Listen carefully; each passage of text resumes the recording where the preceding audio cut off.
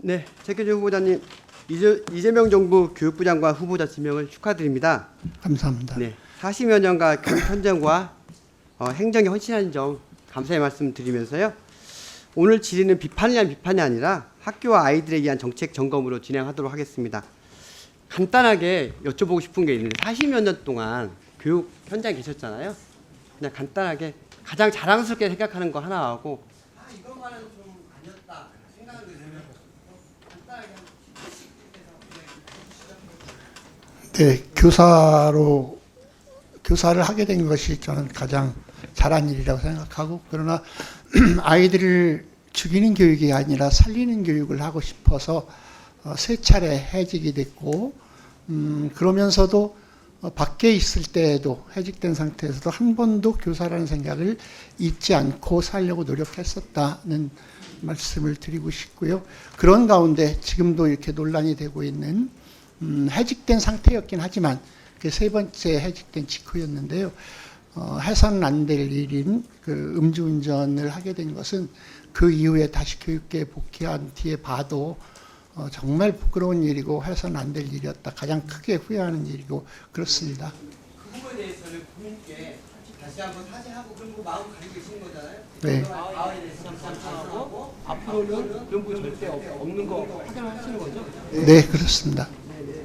그럼 저는 한 가지 계속 여쭤보고 싶은 게 아까 북한에 관련해서 이야기 나왔는데 제가 보기엔 북한은 이중적 지위로 생각하는 거 맞죠? 만약 북한이 우리나라 영토를 공격하고 네. 우리 국민을 공격하면 당연히 적군 아닙니까? 적이죠? 맞습니다. 네. 또 한 가지 측면에서는 평화적 교류 대상인 것도 맞는 거죠?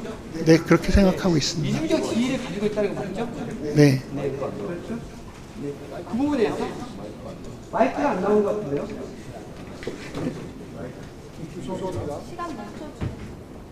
그러면 지금까지 한 건 다 되는 거예요? 안 들려. 야, 죄송합니다. 이게 방송 중에는 마이크가 안 잡히면 아마 송출이 안 되기 때문에 우리 야당 의원님들 양해해 주신다면 시간을 다시 드려도 될까요? 안 돼요? 네. 그러면 5분으로 시작하시죠. 5분. 네. 괜찮겠습니까? 아니 이거는 본인의 실수가 아니니까. 나의 실수가 아니잖아요. 네. 그럼 다시 7분 했으면 좋겠다는 거예요? 네, 해야죠. 네. 그럼 네. 네, 그리고 저 정으로 의원님 질의 자체가 톤이 그 야당 의원님들에게 아주 거북한 톤이 아니기 때문에 7분 드리죠. 네, 네, 네, 7분. 네, 자 우리 교육위원회답게 네 7분 드리는 거로 양해해 주신다로 저는 좀 믿고 7분 드리시겠습니다. 네, 최규준 후보자님, 네. 이재명 정부 교육부 장관 후보자 지명을 진심으로 축하드립니다. 40여 년간 교육 현장과 현장에 헌신한 점 진심으로 존경을 표하고요. 오늘 질의는 그런 부분에 대해서 질의를 할 예정이고요. 그래서 한 가지 좀 질의하고 싶은 거는 뭐냐면 40여 년간 교육 현장에 계셨는데 다시 한번 가장 자랑스럽게 생각하는 거 한 가지와 이것만은 진짜 아니었다 하는 생각이 있었으면 간단하게 좀 말씀 좀 해주시죠. 네, 어쨌든 늘 제 인생에서 가장 잘한 선택은 우리 아이들을 위하여서 교사가 되었다는 사실이고요. 그래서 그런데 어떤 계기가 있어서 내가 아이들을 살리는 교육을 하고 있다고 생각했는데 86년대 한 아이가 행복은 성적순이 아니잖아요 라는 유서를 쓰고 죽은 걸 보고 나서 아이들을 죽이는 교육을 하고 있었던 건 아닐까 해서 교육운동이 시작했고, 그 이후에 세 차례 해직도 되고 했었습니다만 밖에 있을 때에도 해직된 상태에서도 늘 교사라는 생각을 잊지 않고 살아온 것이 저는 자랑스럽고, 다만 아까도 말씀드렸습니다만은 밖에 있어도 교사였는데 세 번째 해직된 후였습니다만 그때 음주운전을 한 것은 정말 부끄러운 일이고 해서는 안 될 일이었다. 다시 한번 사과드려야 될 일이다 이렇게 생각하고 있습니다. 네네, 알겠습니다. 아까 야당 의원님 질의 중에 북한 관련해서 이야기가 많이 나왔는데 네. 제가 보기에는 북한은 이중적 지위라고 생각하고 있습니다. 네. 우리나라 국토랑 국민을 공격하면 당연히 적군이고 저희가 함께 싸워서 이겨야 할 상대이지만 네. 또 보면 평화적 대상이고 우리 민족이고 함께할 대상이라고 생각합니다.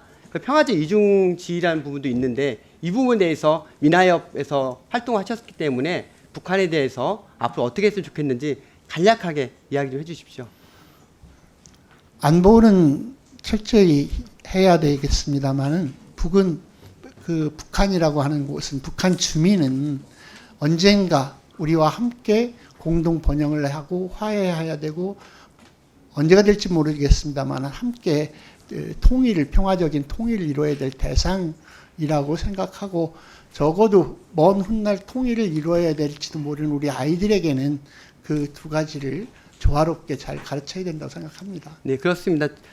이재명 정부의 가장 큰 지표 중에 하나가 평화로운 대한민국을 만드는 것 중에 하나입니다. 이 부분에 대해서도 교육부 장관께서도 항상 유념하면서 좀 교육부 장관 직무를 수행했으면 좋겠습니다. 네, 그렇게 하겠습니다. 질의를 좀 하겠는데요. 교육은 누구나 공부할 수 있는 기회의 평등이 보장되어야 한다는 점 네. 당연히 동의하시죠? 동의합니다. 네네.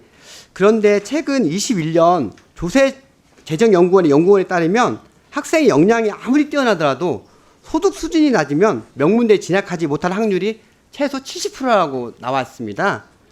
더 이상 대한민국에서 개천에서 용인하기 어려운 상황인 것은 아마 후보자께서 잘 알고 계실 텐데 이렇게 계층 이동 사다리가 사실상 무너져서 교육 기회 불평등이 더욱 심화되고 있는 현실 후보자도 알고 계실 텐데요. 특히 제가 주목하고 있는 거는 의대와 노스쿨 신입생의 절반의 경우가 소위 집에 억대 연봉 이상 가구 출신이라는 겁니다. 이 부분에 대해서 알고는 있었지만 이게 지표로 보니까 더욱더 놀라고 있고요. 그리고 LC에 들어서 연고대 노스쿨 1학년 등록금이 얼마인지 혹시 아십니까? 계약적으로라도 아십니까? 그 2,200이 좀 넘는 걸로 알고 있습니다. 네, 그렇습니다. 지금 연고대의 경우가 거의 3천만 원대 초반이고요. 네. 일반 사립대가 2,675만 원입니다.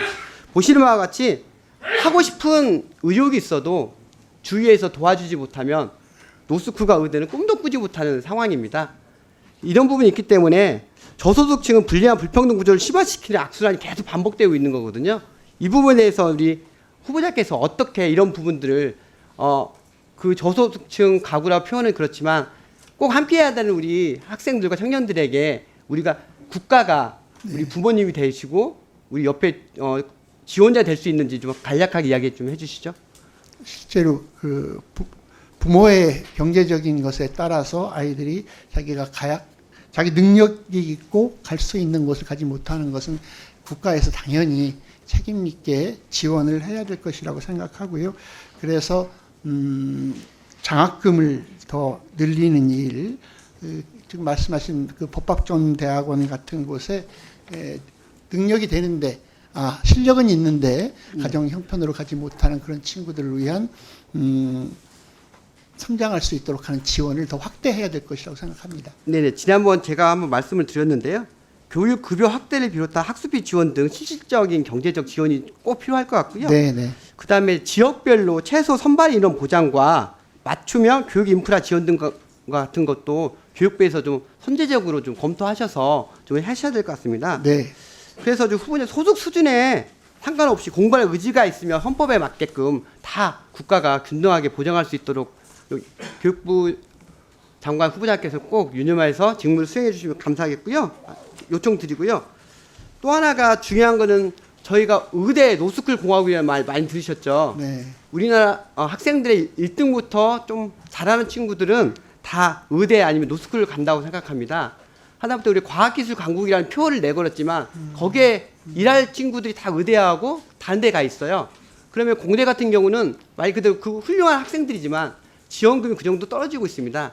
그래서 어느 교육부 장관으로서 의대라든가 노스쿨에 못지않게 이공계를 살릴 수 있는 방안, 그 다음에 우리가 한강 작가도 나왔지만 저희가 K컬처 문화 강국을 지향하고 있는 입장에서 그런 뭐 인문학을 강화시켜야 되지 않겠습니까? 네. 그런 부분에 대해서 강화할 수 있는 입장, 아니 방안 간략하게 좀 이야기 좀 해주세요. 네, 특히 현 정부에서는 그 세계적인 경쟁에서의 그 압도적인 진입을 위해서 AI 3대 강국을 이야기하고 있습니다. 그래서 이걸 위해서는 정말 AI 시대를 이끌 수 있는 전문 인재 양성이 매우 필요할 것인데 실제로 의원님 말씀하신 것처럼 모든 학생들이 자기의 소질과 이런 거 상관없이 의대 쏠림 현상이라든가 이런 것은 정말 사회가 다 같이 나서서 해결하게 될 과제일 것이고요. 교육부에서도 가장 중요한 관심사로 가지고 그 문제 해결을 위해서 노력할 것입니다. 의대 보호학이 아니라 모습을 보호학이 아니라 말 그대로 과학기술 보호학이 될 수 있도록 모든 정책에서 교육부가 먼저 하고 있습니다.